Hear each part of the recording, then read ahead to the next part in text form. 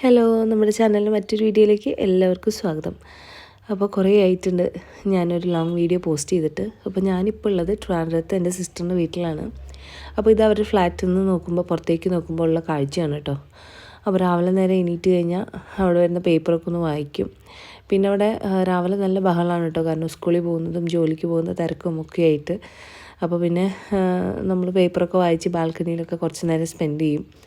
അപ്പോൾ അവരുടെ സ്കൂളിൽ പോക്കൊക്കെ കഴിഞ്ഞിട്ടാണ് നമ്മൾ നാസ്ത എന്ന് പറഞ്ഞാൽ നമ്മൾ ബ്രേക്ക്ഫാസ്റ്റ് കഴിക്കുന്നത് രാവിലത്തെ. അപ്പോൾ ഇന്നത്തെ രാവിലത്തെ ബ്രേക്ക്ഫാസ്റ്റ് എന്ന് പറയുന്നത് പുട്ടും കടലക്കറിയായിരുന്നു. നമ്മൾ രാവിലെ പുട്ടും കടലക്കറിയൊക്കെ കഴിച്ചിട്ട് നമ്മളൊന്ന് പുറത്തേക്ക് ഇറങ്ങാം കേട്ടോ. അപ്പോൾ ഞാനും ചേച്ചിയും കൂടിയിട്ടാണ് കേട്ടോ ലുലു മാളിലേക്ക് പോകുന്നത്. അപ്പോൾ നമ്മൾ താഴെ ഇറങ്ങിയിട്ട് നമ്മളുടെ റിക്ഷയ്ക്ക് വേണ്ടി വെയിറ്റ് ചെയ്യാണ്. അപ്പോൾ ഇതാണ് കേട്ടോ അവരുടെ ഫ്ലാറ്റിൻ്റെ കോമ്പൗണ്ട് എന്ന് പറയുന്നത്.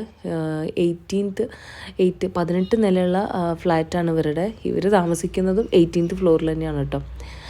അതിന് തൊട്ടടുത്തത് അതുപോലെ അടുത്തടുത്ത് കുറേയേറെ ഇതുപോലത്തെ ഫ്ലാറ്റുകളും കാര്യങ്ങളൊക്കെ ഉണ്ട്. അപ്പോൾ നമ്മൾ റിക്ഷയ്ക്ക് വേണ്ടി വെയിറ്റ് ചെയ്യുമ്പോൾ ഞാൻ ജസ്റ്റ് ഇവിടേക്ക് ഒന്ന് വീഡിയോ എടുത്തതാണ് കേട്ടോ. അങ്ങനെ നമ്മൾ റിക്ഷയൊക്കെ വന്നു. അങ്ങനെ നമ്മൾ റിക്ഷയിൽ ലുലു മാളിലേക്ക് പോവുകയാണേ. അപ്പോൾ ഇവരുടെ ഫ്ലാറ്റിൽ നിന്ന് ലുലു മാളിലേക്ക് അത്ര ഡിസ്റ്റൻസ് ഒന്നും ഇല്ല കേട്ടോ, ഒരു 5 മിനിറ്റിൻ്റെ ട്രാവൽ തന്നെ ഉള്ളൂ. എന്നാലും നമ്മൾ ചെറിയ വെയിലായ കാരണം നമുക്ക് നടന്നു പോകാനും പറ്റില്ല. അതുകൊണ്ടാണ് നമ്മൾ റിക്ഷയ്ക്ക് പോകുന്നത്.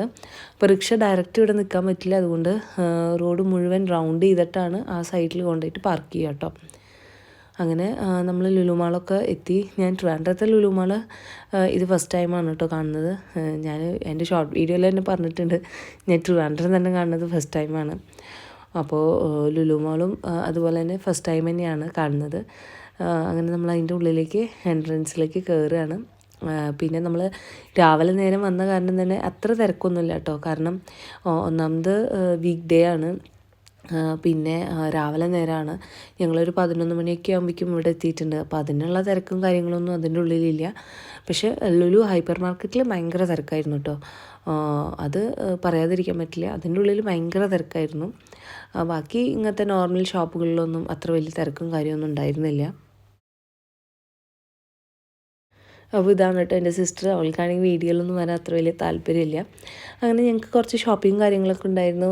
അപ്പോൾ ഡ്രസ്സസിന് അത്ര വലിയ ലാഭം വിലക്കുറവെന്നൊന്നും പറയാനില്ല, കാരണം ഇപ്പോൾ ഓഫറുകളൊന്നും നടക്കണില്ല എന്നാണ് പറഞ്ഞത്. കാരണം ഡിസംബറിൽ ഈ ക്രിസ്മസ് ന്യൂ ഇയർ ടൈമിലാണ് ഓഫർ നടക്കുക. അപ്പോൾ ഇപ്പോൾ ഞങ്ങൾ പോയ സമയത്ത് അത്ര വലിയ ഓഫറുകളൊന്നും ഉണ്ടായിരുന്നില്ല.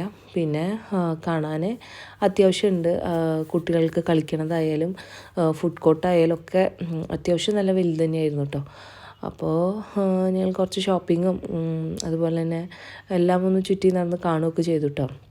അപ്പോഴേക്കും തന്നെ സമയം ഏകദേശം 1 മണിയൊക്കെ ആയിട്ടുണ്ടായിരുന്നു, 1-1:15 ആയിട്ടുണ്ടായിരുന്നു. അപ്പം അപ്പോഴേക്കും നമുക്ക് വിശന്ന് തുടങ്ങി.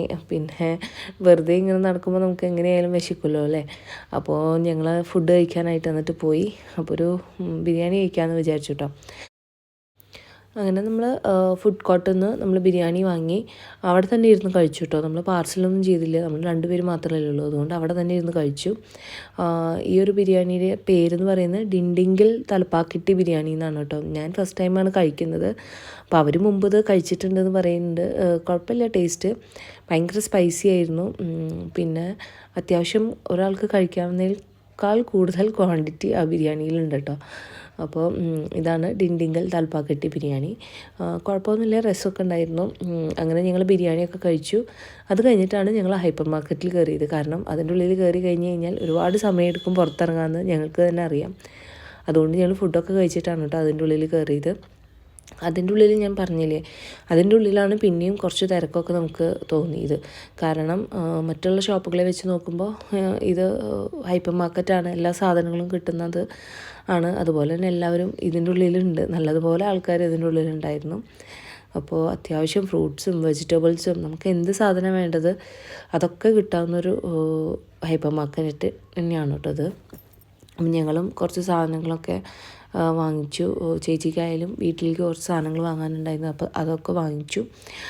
ഇത് കണ്ടോ, ക്രിസ്മസ് സീസണായ കാരണം തന്നെ അവിടെ വൈനിൻ്റെ കുപ്പിയൊക്കെ റെഡി ആയിട്ടുണ്ട്. അപ്പോൾ ഈ കുപ്പികളുടെ ഭംഗി കണ്ടപ്പോൾ എനിക്കൊരുപാട് രസം തോന്നിയിട്ടോ, നല്ല ഒരു കളർഫുൾ ബോട്ടിൽസ് ആയിട്ടിരിക്കുന്നത് കാണുമ്പോൾ.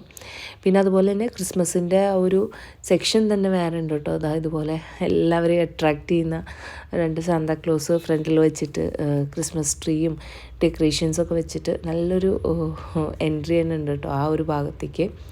അത് കണ്ട് നമ്മളൊന്നും വാങ്ങിയില്ലെങ്കിൽ കൂടി കണ്ടു നടക്കാൻ നല്ല രസമാണ് കേട്ടോ. ലൈറ്റ്സും അതുപോലെ തന്നെ ട്രീമുള്ള ഡെക്കറേഷൻസും നമ്മളുടെ ക്രിബ് ഉണ്ടാക്കുന്നതിൻ്റെ എല്ലാതും അതിൻ്റെ ഉള്ളിലുണ്ട് കേട്ടോ. ക്രിസ്മസ് ഫെസ്റ്റിവലിൻ്റെ ആ ഒരു സീസണിൻ്റെ ഒരു ഓർമ്മപ്പെടുത്തലാണ് ശരിക്കും ആ ഒരു സെക്ഷൻ എന്ന് പറയുന്നത്.